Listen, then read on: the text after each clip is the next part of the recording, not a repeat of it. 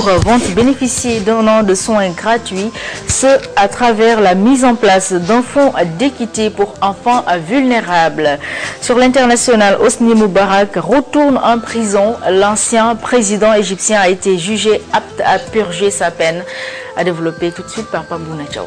Merci à toi, Oubon Baldé. Merci à vous, chers amis téléspectateurs, de rester en notre compagnie et bienvenue à cette première édition de la matinale. Un fonds d'équité pour enfants vulnérables vient d'être lancé à Mbour. Il permettra d'assurer des soins gratuits à quelques 320 enfants sur une durée d'1 an.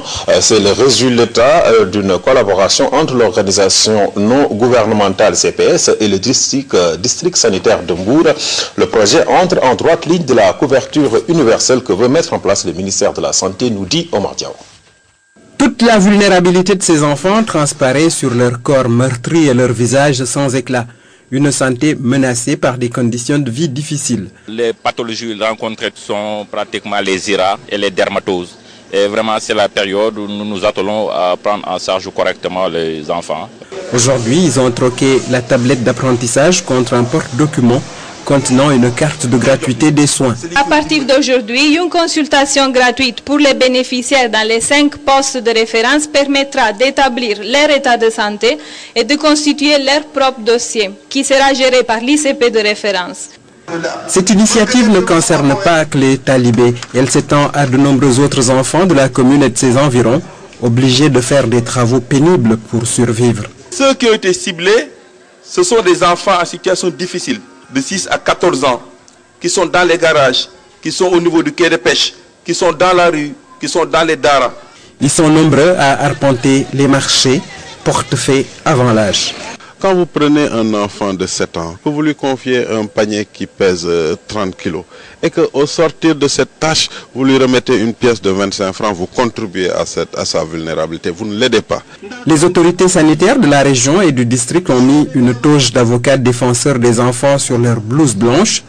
Cette action est à mettre au compte d'une couverture universelle en marche. Nous avons voulu lancer un appel à l'endroit des populations pour qu'elles commencent à s'impliquer dans les processus de mutualisation pour pouvoir prendre en charge leur état de santé. Aux collectivités locales pour qu'elles puissent aussi s'impliquer dans ces processus de couverture mutuelle. La municipalité et les parents dont les enfants ont été enrôlés poussent un ouf de soulagement. Si le projet nous vient en aide pour prendre en charge, en tout cas sur le plan sanitaire pour nos enfants pour une durée d'1 an, nous ne faisons que saluer les 2 mains.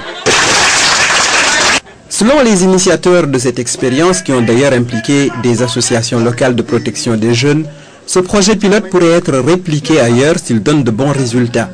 La détermination de tous les acteurs permet d'espérer sa réussite et donc sa pérennisation. Omar Diaw, nous parlons toujours santé avec la journée de consultation gratuite destinée aux enfants malentendants. Ils étaient une plus